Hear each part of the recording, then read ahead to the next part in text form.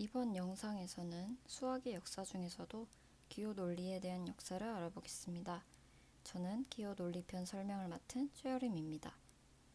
먼저 수학 역사에 대해 설명하고 앞에서 배운 내용을 활용해 이산수학 교재의 예시 문제와 실생활 응용 문제를 풀어보는 순서로 진행하겠습니다. 기호 논리는 전화, 텔레비전, 컴퓨터 네트워크 등 오늘날 매우 광범위하게 이용되는 정보통신의 핵심 원리를 제공하고 유전자 분석 등의 다양한 분야의 토대를 만든 굉장히 중요한 학문입니다. 그럼 이런 기호 논리의 역사는 어디서부터 시작됐을까요? 기호 논리의 역사를 이야기하기 전에 먼저 논리적 사고의 기본부터 알아보겠습니다. 논리적 사고의 기본은 참과 거짓입니다. P이면 Q이다 같은 이런 명제의 참과 거짓을 가리는 걸 바로 논리적 사고라고 하는 것이죠. 19세기에 이르러 이런 논리적 사고를 마치 수의 연산처럼 수식으로 나타내어 연산하는 게 가능하다고 생각한 사람이 있었습니다. 바로 영국의 수학자인 조지 불입니다. 조지 불은 논리를 연산할 수 있다고 생각하여 논리 연산이라는 것을 만들어냅니다. 이는 조지 불의 이름을 따 불연산이라고도 불립니다.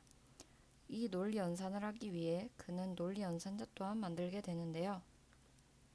그가 만들어낸 논리 연산자에는 모두가 참이어야만 참인 결과가 나오는 논리곱, 하나라도 참이면 참인 결과가 나오는 논리합 등이 있는데 논리곱과 논리합은 각각 이런 기호로 표현될 수 있습니다. 덕분에 아무리 복잡한 문장이라도 이런 논리 연산자로 구성된 수식을 통해 분석하고 정리할 수 있게 됩니다. 정말 그런지 명제를 통해 알아봅시다. 인간은 죽는다. 소크라테스는 인간이다. 따라서 소크라테스도 죽는다. 아주 유명한 명제죠. 이 명제를 조지 불의 논리 연산으로 표현해 봅시다.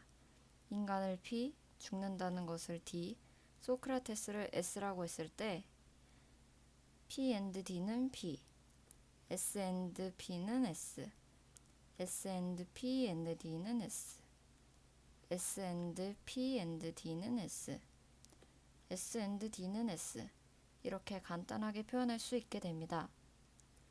하지만 조지 불이 이 같은 기호 논리학을 창시했을 당시에는 이렇게 논리학을 수식으로 바꾸는 과정이 도대체 무슨 쓸모가 있냐는 싸늘한 반응이었죠.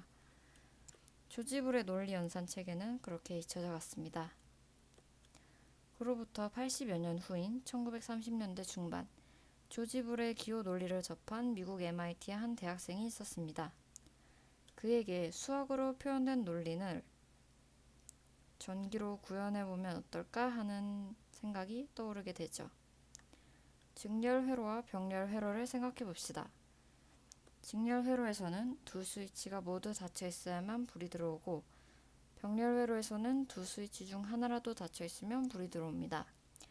조지 불의 논리 연산자 AND, OR와 똑같은 원리인데요. 이렇게 이진수를 기반으로 한 불이 꺼졌다 켜지는 간단한 장치가 현재 컴퓨터의 중요한 부분인 연산을 담당하는 CPU의 기초가 됩니다. 잊혀져 가던 조지 불의 아이디어를 살려 이런 장치를 만들어낸 대학생이 바로 오늘날 디지털의 아버지라고 불리는 클로드 시애넌입니다. 단순히 논리학을 수식으로 바꾸는 과정, 기호 논리학이 디지털 혁명의 토대가 된 것입니다. 컴퓨터의 발명, 모든 아날로그 정보의 디지털화, 생산의 자동화 등 획기적인 삶의 변화를 가져오게 된 것이죠. 기호 논리의 역사 재미있으셨나요? 이제 배운 내용을 토대로 문제를 한번 풀어봅시다. 교재 알기 쉽게 해설한 이산수학의 예시 문제인데요.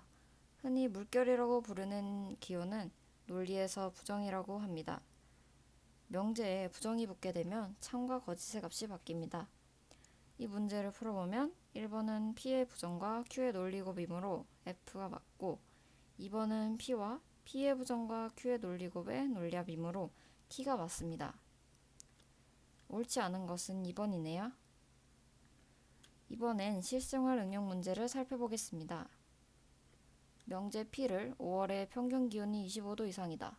그리고 명제 Q를 5월은 눈이 오지 않는다라고 할 때 5월의 평균 기온이 25도 미만이고 눈이 오지 않는다란 명제를 기호 논리로 바르게 표현한 것은 먼저 이상과 미만은 서로 반대이기 때문에 5월의 평균 기온이 25도 미만인 것을 기호로 작성하면 P에 부정이 됩니다. 또한 명제의 문장이 이고로 연결되었으니 and를 의미하므로 논리고 기호를 써줍니다. 그 후 문장은 명제의 Q와 같으므로 Q를 그대로 써줍니다. 이렇게 하면 답은 3번이 되겠네요. 그럼 이상으로 영상을 마치겠습니다. 감사합니다.